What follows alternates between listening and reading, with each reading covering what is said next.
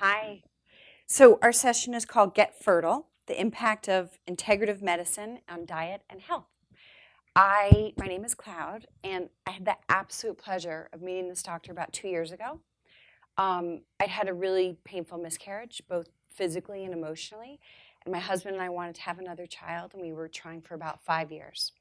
My heavy metals were through the roof, and my hormones were in the gutter, and I felt like crap. And I met this doctor, and he doesn't treat the symptoms. He treats what created the problem. And without a doubt, he's the most knowledgeable, most talented doctor I have ever met in my entire life. I am very grateful to be 6.5 months pregnant. Thank you, yay! He's like, woohoo!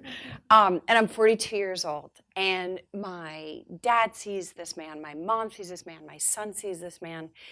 There are people that come into your life and they change your life forever. One of those people is my grandma, and one is this man. And I couldn't recommend a doctor more than Dr. Sadeghi. The woman to his left is Dr. Sammy. Dr. Sammy practices holistic pediatric dentistry and orthodontics. She deals with the whole patient, not just the mouth. My son actually sees Dr. Sammy, and he was misdiagnosed for 2 years by the head of NYU Pediatrics, by the woman who runs a division at Weill Cornell. And the first session my son saw Dr. Sammy, she diagnosed him correctly. And he's 8.5 years old, and when he found out I was going to be here with them, he's like, please, can I come? Can I come? I said, I'm so sorry, it's just for adults. And he goes, well, tell them I miss them and I love them. And there are not many dentists in the whole world where kids would say that about. And with some of her patients, she works with mothers who want to have a second child. So with my absolute pleasure to introduce you to Dr. Sammy. And the man on the end is Dr. Gross, who I've recently met, but I take his supplements, one of which is my favorite supplement in the whole world, which I think is like this magic pill that keeps me healthy. And when you want to have a child, obviously the health is at your forefront of your concerns. So without further ado, we will begin with this extraordinarily talented panel. Thank you. You're welcome. Well, about 15 years ago, I fell in love with this gorgeous and beautiful woman, the love of my life. But it actually turned out to be a lot more challenging and complex than I thought. 9 months into the relationship, and we never saw each other. We started communicating, writing, emails, poetry, and it was just fabulous. And then all of a sudden, I remember the very night that I told her about some of the medical challenges that I have had, and one of which was being diagnosed with testicular cancer, and the chances of being hypofertile and the chances of not being able to have a baby. And there was, 9 months into this incredible pregnant pause. It was very eye-opening for me when he actually brought that forward, because here I was falling in love with this man who had so much in common with me. We could talk for hours and hours on end, and it was really, really important for me to have a child. And he was telling me that that possibility could be next to zero. So I gathered my thoughts, and it was a stretch moment where all these things is going through my head. And one of the things that came forward when I went in was, okay, there's other possibilities. I might not give birth physically, but I might be able to adopt one of those beautiful children that I go to Guatemala or El Salvador for the humanitarian trips that I take yearly, and visit the orphanages and bring them back home. There is the possibility of giving birth to a center that nurtures moms and their children. There is a possibility of bringing forward that level of support for families. So there's all these thoughts going through my head of, what if I was not able to birth a child physically? what other ways I can still be a mom and still be with this wonderful man. Well, lucky me, as you can see, it worked out. And we started this incredible journey. And as I reflect back, I don't think that we were the only ones that had some challenges. I see men and women dealing with their own unique challenges, whether physically, psycho-spiritually, or energetically. And what we would like to bring forward for you today is a more of an expanded definition of fertility and an expanded definition of what is possible. For instance, I clearly remember the CEO that was diagnosed hypofertile, and he had the sperm count, and he brought it in, and we were looking at it. And then simply we found out that as Cloud brought forward, heavy metals such as thallium, his thallium level were really elevated. And one of the side effects is that thallium affects the spermatogenesis, the production of sperm, and so forth.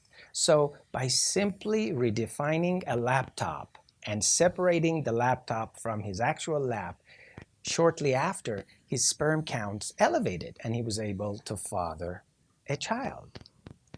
For the same token, a lot of times when the mothers, they come to me and they have birthed one child, but they're having a really difficult time birthing the second child, I go through their mouth and I look at, how much mercury and silver filling is in their mouth. Because if there is the leaking silver mercury fillings in their blood, the chance of their fertility drops down, as well as their toxicity level is high.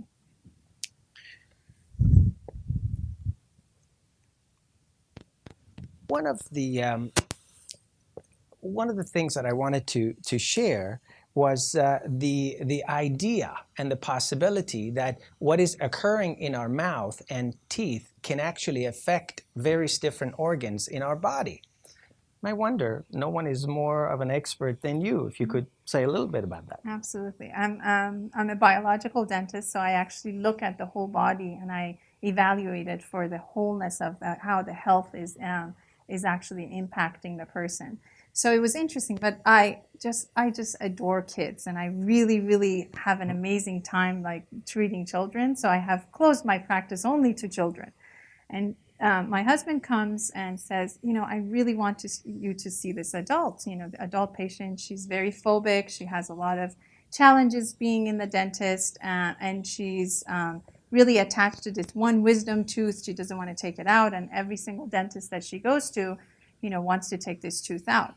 So I said, okay, because I love you, I'll accept, So she comes over, and I take a look at the tooth, and it was in a really bad shape. It was better if it was being extracted.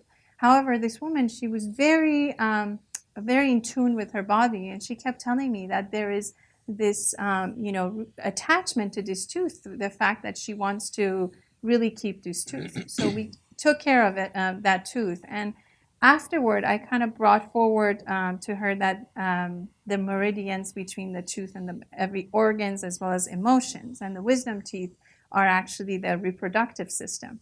And at that point, she actually told me that she has had several years of trying to conceive, and she hasn't been able to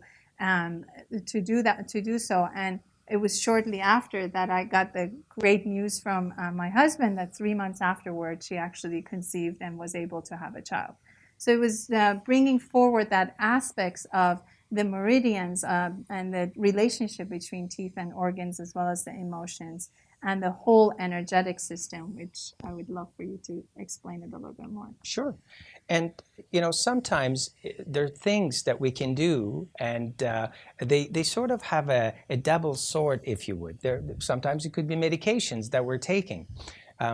As I say, medication, I had a patient, a 43-year-old gentleman that was diagnosed with gout, and he was taking a medication for off-label usage of this particular medication for the relief of his gout. The medication is colchicine. Well, yeah, and he was hypofertile, and he didn't produce enough sperm and so forth, and he couldn't father a child. Well, it just turned out, and he completely melted when I told him that one of the side effects of colchicine is it actually affects spermatogenesis or the sperm production. Believe it or not, they use colchicine as a medication to turn watermelons into seedless watermelons. And it was incredible. We took him off the medication. We recommended, I think, 2 or 3 natural products, including 100% organic cherry juice that he was having a cup every day. His uric acid dropped, and he didn't have any more gout attack, and he fathered a child. And that's the picture. You can hardly see him in the background. But it's just a matter of really looking for the root cause of what could be creating the problem rather than covering the symptoms.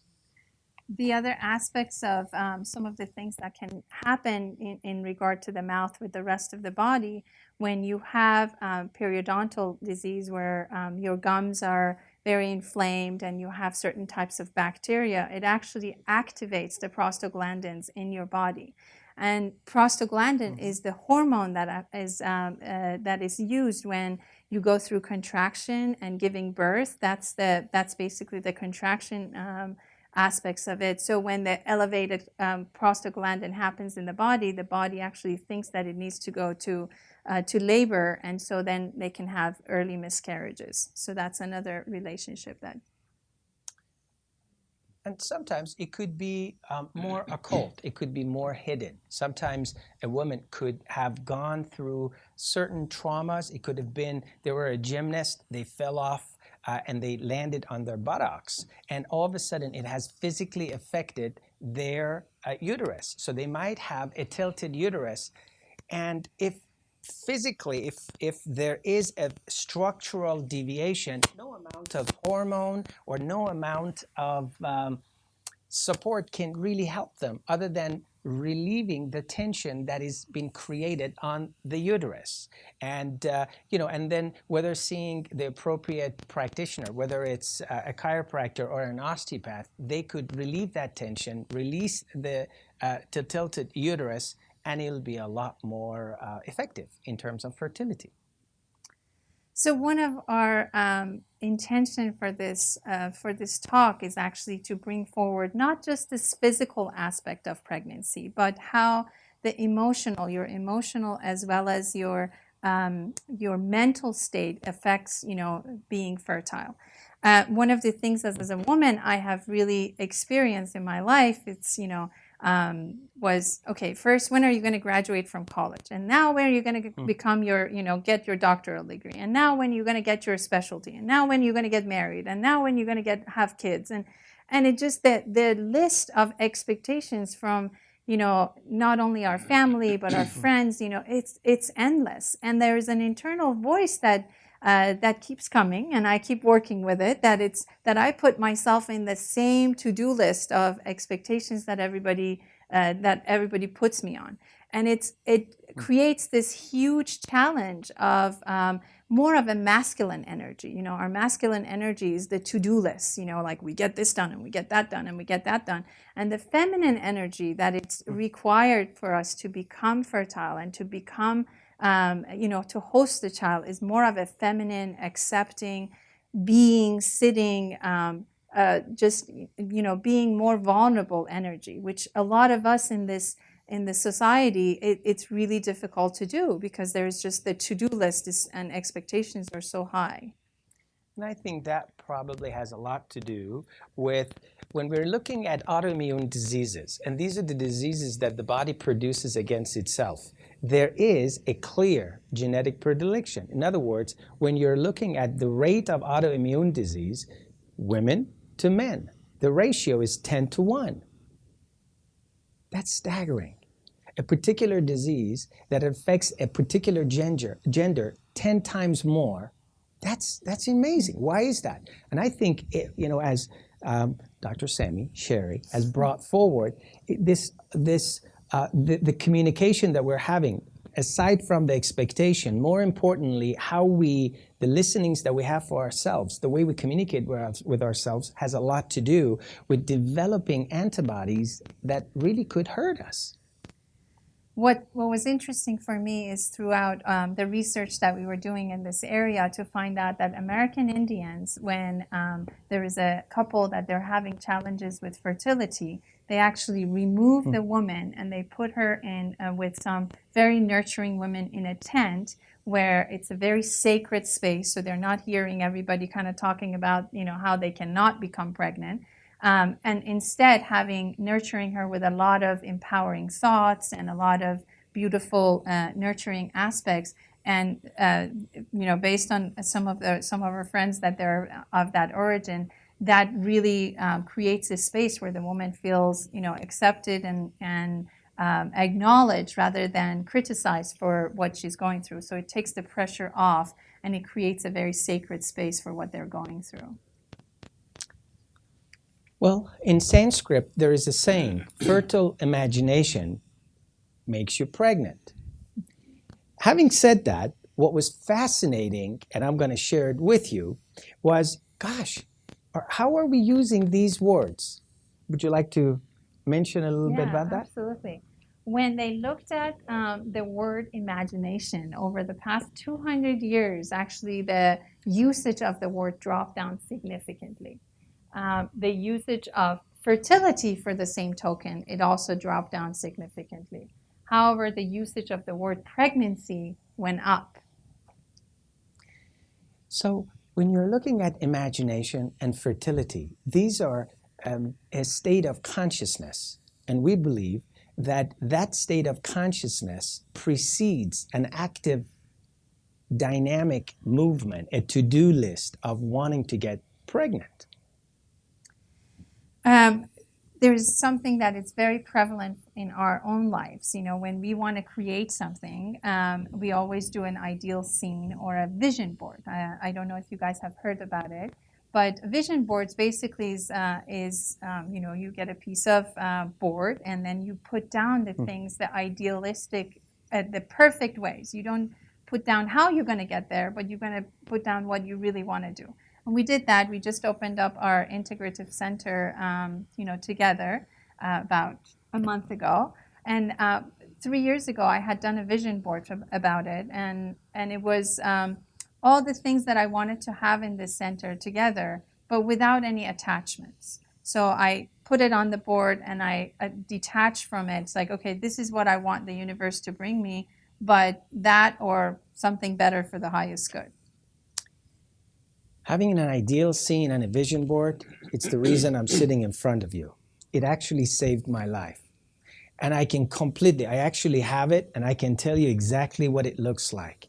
I remember the picture in the center, and this is the time that I was going through a rough time. They were saying that I might die or this might happen, and they were feeding me all these statistics. The center picture was this incredible and majestic stormy day, and it was all snow and it was all fogged up. And to me, that represented going into the unknown, of not knowing, but trusting myself. And then I had pictures of Lance Armstrong. Back then, you know, he was diagnosed, and I said, wow, this guy's was diagnosed. He lost part of his lungs, he lost part of his brain, and he ended up winning the Tour de France. He's my hero. If he can do that, I can beat this. So his picture was there. I had pictures of children, even though they had mentioned that I was hypofertile and I couldn't have children. So that's what really fed me. That was what really kept my my soul alive. And I knew that I was going to just do it. Now, that's an ideal scene. And every single patient that crosses my path, you know, this is something that I bring forward. The idea of not necessarily what is. I think no one has said it better than Shakespeare. Shakespeare talks about assume a virtue if you have it not. Or in Hamlet, Act 4, Scene 5, Shakespeare says, Lord, Lord, we know what we are. Lord, we know what we are, but know not what we may be. And I think having an ideal scene is that what we may be. this aspect of it is so easily practiced, in with the pediatric patients. A lot of times when my patients, they come into the practice because they're so open, their imagination is incredibly fertile, and they really use that imagination to their best of well-being. I actually use that in order to heal certain things. So sometimes I do a certain surgery inside their mouth, and I actually tell them, while they're on the chair, I said, okay, we're just going to close our eyes, and we're going to imagine like little fairies going inside your mouth and inside your body, and doing what, throwing pixie dust onto this little area. And then you're going to do that like 2-3 times a day. It's amazing, because I've worked with a lot of oral surgeons that they're actually not at all of this consciousness, and they, guided visualizations and things like that. It just not part of their vocabulary. And they come in like, oh my God, I can't believe like this site, it's supposed to be, at least 4 weeks before the site actually rejuvenates. And now it's only 2 weeks and everything looks amazing. And I really can see with children, because they have that energy and that receptivity and that vulnerability and openness, they're actually able to produce certain things in their body that bring forward the most amount of health and most amount of healing in their consciousness. So. And I actually experienced this for myself firsthand. I remember walking out of City of Hope, and I met with this urological oncologist, and he was advising. What he was recommending is what's referred to as retroperitoneal lymphadenectomy. It's a 12 to 16 hour procedure. They would cut you open, literally fillet you open all the way up just underneath the diaphragm, and they would take out para-aortic lymph nodes and so forth, and then you would do chemotherapy and radiation. This is a particular procedure that I chose not to have. Instead, and I was frightened. I'm not going to lie to you. I was really, I remember walking out and I had this constricted boa around my throat. I couldn't eat. I couldn't talk. I just couldn't swallow my own saliva. And I was frightened. I was contracted. But one of the things that I did that actually worked for me was I learned how to contain my emotion. In other words, I actually saw this little boy inside me that was just frightened. He thought that he was going to die. I started talking to myself. If I want to give it a name, a label, we call it positive self-talk. That's what I did. And it sounded like this. I know you're frightened, but I'm not going to leave you. And I know that we're going to go through this. It was so, all of a sudden, it's like the boa disappeared. I could swallow my saliva, I could talk, and I was in touch with my emotions. So this, as Sherry shares this with you, this is something that I actually went through and I experienced it. This process of allowing our mind, our fertile imagination to direct us. And I know, and I think to some extent we all know, where we look is where we go. And the other aspects of it, for the same token, was that when, kind of going back to the initial story, when he talked to me about that he might not be able to conceive a child, it was that aspect that I work with, that it's like, okay, how can I be complete with this process, and still go through marriage with utmost open-heartedness, not with regrets, not with darkness, not with blaming, like any of that, those kind of emotions, and still be in a state of receptivity, because it was such an important thing for me. So when we got married, we did a vision board about our family and what we want to bring forward, and other than the aspects of that, we wanted to really go around the world and lecture together and bring forward a lot of health and healing and consciousness, was also, two little children, so, and without attachment, just kind of putting it on the corner. And if it was meant to be, it was meant to be. And if it was not, I will really manifest that in other ways. So surrendering to that aspect. But I had to really do a lot of work inside where I could come from a space of loving, because it's easy to say, okay, that's okay, and then a few years later change your mind and say, hey, I really wanted to have a kid, so I'm just going to go and have a kid with someone else. So I really had to be complete with that aspects and just be in that state of vulnerability and surrendering. And I think what we're suggesting, it's really gender free. I mean, it doesn't matter whether you're in a relationship with a man or a woman, or a man and a man, or a woman and a woman. I think that what we're bringing forward has a lot to do with the way that we relate with each other. And that becomes incredibly important. The relationship that we build, especially the relationship that we have with ourselves, it actually can be measured. We have a particular index, a set of blood work and ratios that we look at. We refer to it as pregnancy index, and it's very real. The pregnancy index can be measured for a man or a woman. It's irrelevant, and it has nothing to do with pregnancy. And it has everything to do with the tolerance that a person has for a new idea. That's it. Because the way that we approach, the consciousness that we bring forward, the more tolerance that we have for accepting, holding a new idea, it's exactly the same thing physiologically speaking. When a woman is impregnated, there is a whole process, but the pregnancy, it's considered to be a foreign material. Believe it or not, a woman's, yes, see that, there's agreement. The woman's immunity will soften up, because if the woman's immunity does not soften up, does not lower, the woman's immunity will literally reject this foreign material of an embryo.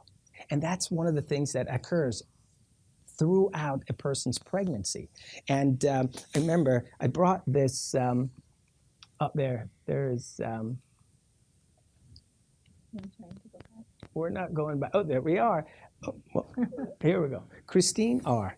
She was a dear patient from Canada, and I actually received this this card, and I thought that I'll share it with you. That's an actual card of a patient. The idea, and if you look on the right side, I think she underlined B. It says be pregnant. That was the idea that I brought forward for her. So when Sherry talks about health, healing, and consciousness and fertility, and the fact that we're bringing forward that fertility starts with a state of consciousness, it's really a state of being. It's going into this place of negative capability, the ability of being with the mystery of not knowing. And as you can imagine, like that creates a lot more relaxations in the couple's interaction. It's not about like, okay, now we got to go and, we got to do this and now it's time, So it actually creates a little bit of an opening where when you can really be with each other and you can really accept each other and be open to what would come forward and what some of the miracles that you might not expect, or it might not be exactly in your immediate vision. So that creates a clearing. Wow. And I wanted to actually share this beautiful poem. It's called Clearing. Do not try to save the whole world or do anything grandiose. Instead, create a clearing in the dense forest of your life and wait there patiently. You're reading it so well. Why don't you complete it? Until the song that is your life falls into your own cupped hands and you recognize and greet it. Only then will you know how to give yourself to this world, so worth of rescue. That's a great, to us, that's a beautiful poem that speaks of clearing and how to really create this state of consciousness. That poem, it's by Martha Postlethwaite, I believe. And, and it's from that depth of humility that we are bringing you what we're sharing with you, which has been really a reflection of our journey and something that has helped us. And as we recap the whole thing, there is a lot of physical things that might be of hindrance in terms of going to that fertile state, but there's also other aspects of mental and emotional and that consciousness that we bring forward in order to create that state of fertility. Anyone tell? Sure. You know, this idea of whether it's physical, whether it's psycho-spiritual, whether it's energetic, the process is starting from a clearing, starting from holding the definition, having the imagination, having a fertile imagination that could, with ease and grace, lead into pregnancy. And for us, without further ado, these are the two masters in our life. This is Hannah, 6-month-old, and that's Hafez, 7 years old, our son and our daughter. And we learn from him every day. The idea of letting go and creating the clearing that miracles could occur. And they were both big surprises. And speaking of clearing and the miracles, there are specific things that a person can do. And I wonder if Dr. Gross would be kind enough to mention a few things about some of the supplements. Oh, absolutely. I don't know how to follow up such an inspiring, beautiful story with mundane suggestions on day-to-day living. But in terms of what you need to do, your machine, your engine has to be working properly. So what does that entail? Remove toxins, like you're talking, heavy metals. Remove the stress and the emotional downplay that you have. And then what do? Feed the physical. I think there has to be a component of physical enhancement to approach fertility. And what does that mean? Lifestyle choices. Simple things. Avoid the things you know you should avoid. Smoking, recreational drugs, alcohol in excess caffeine, highly refined sugar diets, fad diets. So get a basic healthy diet and supplement that with nutrition. So nutrition would be one of the bases for attempting to get yourself ready for this process. And so once you have a decent diet, healthy diet, you have to look at what specific nutrients might be playing a role. And this has intrigued me for about 40 years, ever since I was in Africa studying Zulu mothers who were folate deficient. And folic acid has been one of my favorite vitamins for forever, because we found that we could markedly change their lives with it. Folic acid deficiency results in poor infection resistance, poor cellular immunity, and we were the first, actually, 40 years ago to show that folate deficiency during pregnancy adversely affected the child. We did follow-up studies on these children and published the fact that their gross motor, fine motor, and intellectual development was impaired.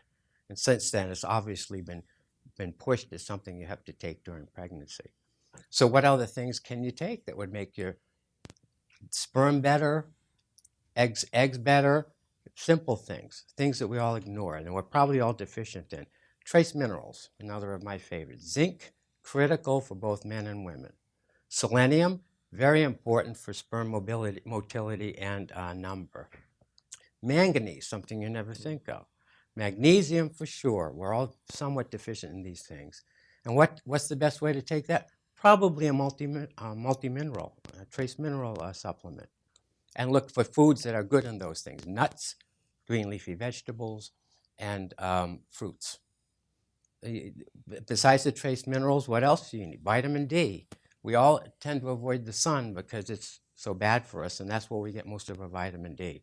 So if you survey people, adults, you'll find that a vast majority of them are somewhat marginally deficient in the blood in vitamin D. So a vitamin D supplement, very simple, very inexpensive, and very safe. What other things can you add to your diet that you're not getting when you eat? When you eat fruits and vegetables and you're looking for antioxidant effects, vitamin C, very good antioxidant. What about other antioxidants? We all heard about antioxidants like polyphenols and green tea extract, an excellent source of antioxidants. Other things would be things like coenzyme Q. If you're taking a statin for your cholesterol, you have to take coenzyme Q because that will obviate the muscle pain and problems you develop with the statin. It also is a very effective way of increasing your cellular metabolism. things you've never heard of, like L-carnitine, something you can look for in your store. L-carnitine is essential for normal cellular maintenance. It's what carries the fat from the cell into the mitochondria, where it's metabolized into energy. So these are simple things that probably don't come up in your daily life. You're probably not getting enough in your diet, but would be helpful. So nutrition, for sure. One thing that you have to remember is that in nutrition, there are certain food allergies, so you have to be sure that you're not allergic to gluten, to whey protein, or anything else, dairy products. That should be part of an evaluation to make sure that you're not eating something that is causing immune reactions that is detrimental to your overall health and fertility. I've been fascinated with Cloud kind of mentioned the supplements, fascinated with supplements and what they can do. And I think that there's an approach you can take that I like to think I take, and one is that you can maximize the body's own physiologic processes using certain supplements. My favorites are what are called adaptogens. And adaptogens are wonderful, wonderful plant products, herbal products that have been shown to normalize whatever is abnormal. They basically function to make homeostasis, that is the addition and the balance in your body, normal. If your blood pressure is too high, it lowers it. If it's too low, it raises it. If your blood sugar is too high, it lowers it. If it's too low, it raises it. If your stress level is too high, it calms you down. If you're weak and tired and fatigued, it raises your energy up. And so at the same time it's giving you more energy, it'll help you sleep better. And these adaptogens have been studied prominently in Europe mostly, and sometimes now in the United States. And there are several that I would recommend in terms of a fertility picture. I would definitely recommend these that have been studied to maximize sperm count and motility and potency, and that's maca. It's really called the ginseng of the Andes. It's grown only at like 10,000 feet and above. It's a root, and it is marvelous in terms of increasing your energy, increasing your resistance to infection, improving your immune system, and increasing your sexual function, men and women. So it increases libido, and it increases sperm count, sperm motility. In fact, and there are stories from when the conquistadors were there, looking everywhere for gold, where they came to a point after they had tried this, they said, forget the gold, we'll take some maca. And so that would be one that's probably not all that well known, but it's certainly worth considering. Other ones that would be really excellent for that is one that I've been fascinated with, which is a medicinal mushroom from China that's been used for hundreds of years for sexual problems. And that includes fertility, infertility, sexual potency, sperm count. It's anything to do with sexual function, and that's Cordyceps sinensis. And it's a very unusual. You probably won't want to take it after I tell you how they get it. About 10 years ago, when the Russians and the East Germans burst on the scene with world records in swimming and track, they asked the coach, "What are you doing? Are you PEDing?" And he said, "No, we use a caterpillar extract, and that's Cordyceps sinensis. It's found only in the highlands of Tibet and northern China. It grows as a fungus invading a caterpillar, so that you have to go and look for the caterpillar, and out of that is a fungal stalk, and if you take the fungal stalk or grind up the caterpillar in the stalk, you get the cordyceps.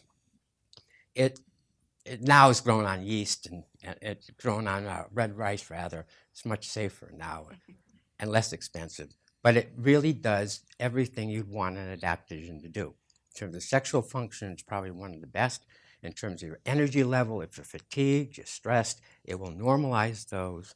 If your immune system is down, it'll improve that too. So that's one that's probably not all that well known, but I would recommend that you look for it. The other ones that I think are the best are Shashandra, which is an adaptogen from China. It's been used there for hundreds of years. Basically does the same thing. It's been studied and effectively improves all the things that are wrong with you. It'll make it better. The nice thing about all of these is they're terribly non-toxic. You can take boatloads of it and nothing will happen. So they're safe and they do have an effect. In terms of other things you can do, I think there are other adaptogens, but I think you get the idea that if you Google adaptogens, it'll talk about others like rhodiola. It'll talk about Eleutherococcus, which is Siberian ginseng. It'll talk about suma, which is Brazilian ginseng. It'll talk about Panax ginseng, which is ginseng. And I think if you familiarize yourself with them, it's something that I would add to I think it should be added to everyone's diet, period. And certainly in terms of fertility, it'll be helpful. There are herbs that'll do the same thing. And there are herbs, particular herbs that are not common to U.S. We talk about St. John's wort and things like that. And these are a little more unusual, but they're very, very effective. There's two in particular, and I think Dr. Sadeghi would like to talk about that too. Chasteberry is one that is very important. This has been used around the world for hundreds of years to normalize the hormonal changes with the fertility cycle. So it's been used for menstrual problems, it's been used for infertility, it's very safe, and it does, as a single herb, probably one of the best. In terms of others, astragalus, which is again a Chinese herb, that is one of, I guess I have too many favorites, one of my favorite herbs. But astragalus is excellent for the immune system. And in addition, it is an adaptogenic immune system stimulant, so that it has been used as a fertility aid in China for years, and it's probably not very common over here. So I think that, we're running a little, yeah. So the point I'd like to make, you don't need to know all these specific things, but there are things out there that would be very helpful in terms of your daily life, your daily stress, your overall health, your immune system, and in terms of fertility that can maximize it in a very safe and effective way. This would be on top of all the other things that you're doing, but something simple that can help. Thank you. Thank you so much. So I really want to give you guys some time to ask some questions, and I want to tell you that Dr. Sadeghi and Dr. Sammy have created this place called Beehive of Healing. And you walk in, and it's the most relaxing, restorative healing center you can imagine. And Dr. Gross works with them. And literally, people are waiting for months and months and months to see these doctors and ask them questions. So I really want all of you guys to get any questions you have asked. And I don't know about you, but I have all these questions I even want to ask them. So does anybody, who would like to start? Who else? Yes. This is for the entire panel, I guess. We heard of all these herbs and different types of things that we can supplement our diet with, but it's kind of like, where do we start? Is there something that you can recommend, like a multivitamin, or just for the actual fertility aspect? Yeah, that's a good question. Is it okay if I? Absolutely. So, anyone can start a vitamin. They can call it super duper fertility vitamin, and that'll be it. And if you spend enough money on marketing and so forth, then all of a sudden everyone will be taking it. Well, part of the process of what we've done is we've taken a level of fastidiousness and selectivity to the point that most of the products that we're using, we know what's in it. So they're pharmaceutically graded, which means that they don't have pesticides and fungicides, and heavy metals in it. Where to start would be Healing Pregnancy would be a great multivitamin that you can purchase it at beehiveofhealing.com. Beehive is spelled with one E, so it's BEHIVEOF as in Frank, healing.com. And on the same website, if you go to press and then newsletter, you can register complimentary for our monthly newsletter. So a lot of the information and so forth that we're sharing, it will be there, and it's all archived back in, I think, October or November 2011 on. So we've been doing this for a while. So Healing Pregnancy would be a great supplement to start. The other one would be, in terms of the herbal products, there is one product called Remember Labor Day. And that's sort of what we've talked about in terms of the ideal scene and visualization. And just, where you look is where you go. Remember walking into and being, walking into labor and delivery. So that particular herb has a lot of the adaptogens and different things in it. And everything, it's sealed and everything is listed, okay? Obviously, it would be best if your blood is checked. One of the things that Dr. Gross brought forward, MD, trained from Harvard, PhD, Tufts. I mean, a significant amount of research is behind him. It's to take a look. Look, if people have they have gluten intolerance or allergy or insensitivity or dairy, then the cervical mucosa and so forth will be so thick that it's impossible for their sperm motility to penetrate, so to speak, and to fertilize the egg. So there are certain things that can be done. We're not saying that there is a panacea. Remember Labor Day and you're going to get pregnant, or healing pregnancy, or heal D2 5000 and so forth. But that's a good place to start. A state of consciousness, knowing that fertility, right?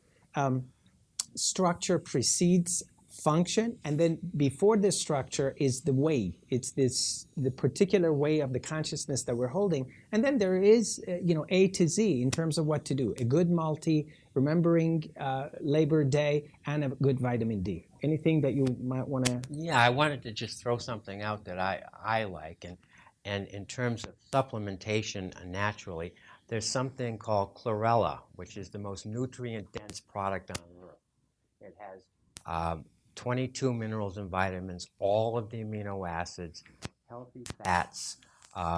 It has chlorella growth factor, which helps to normalize cells, and it also speeds up detoxification of heavy metals. It actually will accelerate the movement. So if there's one kind of nutrient dense, you want to get everything in, chlorella is something to keep in mind.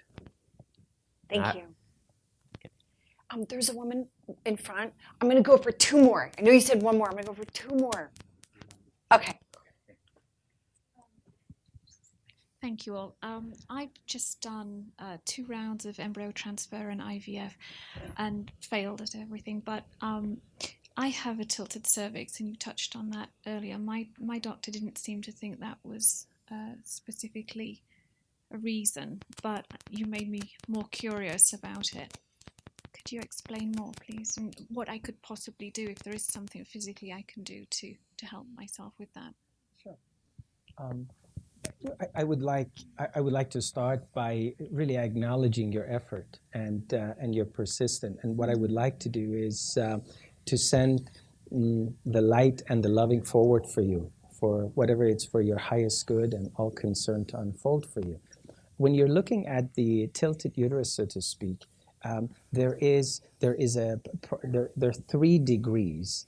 So it's very difficult for me to tell you what to do next. It's more of evaluation. That evaluation could be done through a radiological examination, through an ultrasound, as well as a good osteopathic evaluation. And then there are specific things that can be done. And, I'm not the sharpest tool in the shed, but look, if I want to point in this direction, and even if it's 1 degree away, look, it's like sailing. If you're 1 degree away, you're going to end up in a different continent. So here is the same direction. If structurally you have a deviation, I think that needs to be addressed. But again, that's my personal opinion as not only a family practitioner, but a person who practices medicine that has included other things, including osteopathy and anthroposophical medicine and integrative bioregulatory medicine. But our hearts with you. Yeah. Thank you. Do you want me to? Yeah. Yeah. Okay. One last question.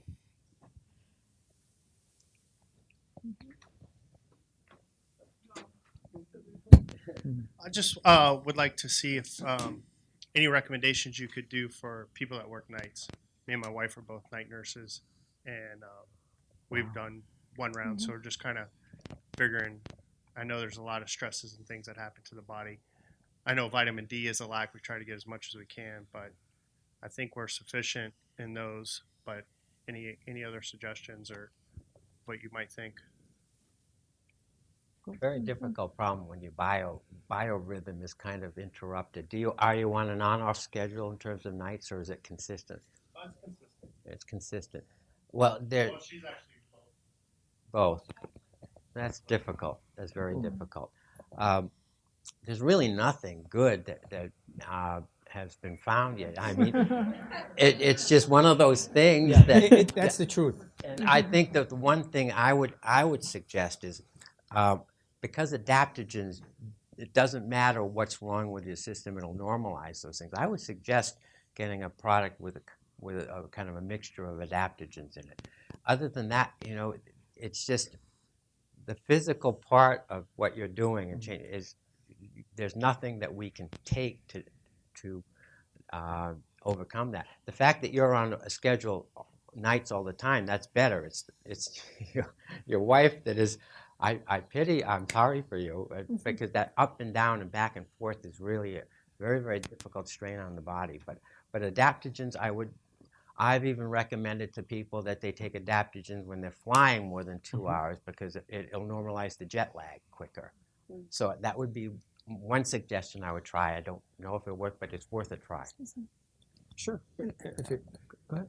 And then I just wanted to also bring forward that making your environment like way that, like, for example, really dark curtains, where it kind of almost embodies like nighttime. My parents are from Denmark, and a part of they live in Denmark, but a part of Denmark that during the winter time it gets light about 10 or 11 o'clock in the morning, and it gets dark again at 2 o'clock afternoon. And there's still lots of kids are being born at summertime, and they're actually known as the healthiest and the happiest people on the whole planet. So one of the things that you go to a Danish house, you'll see that they have very thick, blinds.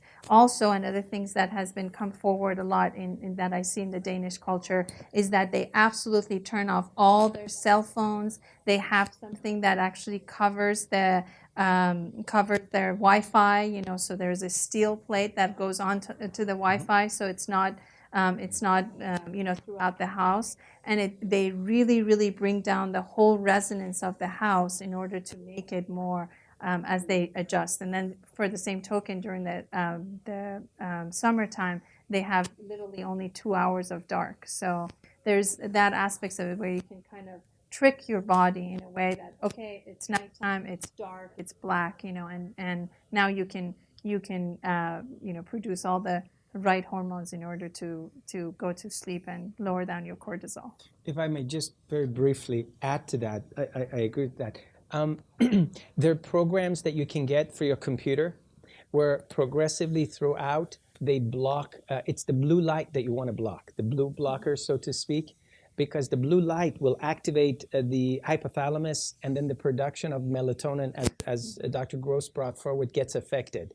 You can see that in countries such as Denmark or that part of the world, they use significant amount of, I'm not advocating this, but significant amount of beer.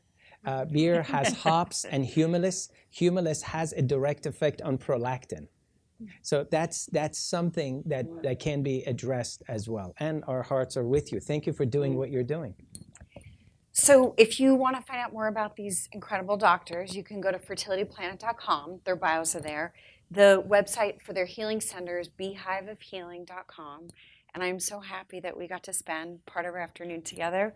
The knowledge and the insight and the healing and the incredible things that these three people can share with us are just, they're miraculous. So thank you. Really quickly, I want to acknowledge and appreciate Cloud. Cloud actually, as you can see, she's expecting, and she's visiting us from New York in honor of really being here and supporting us. We're very grateful. Thank you. I changed my ticket so I could introduce these people to you.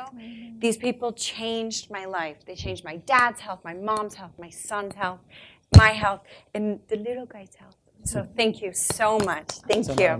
Thank you. Thank you. Thank you, everybody.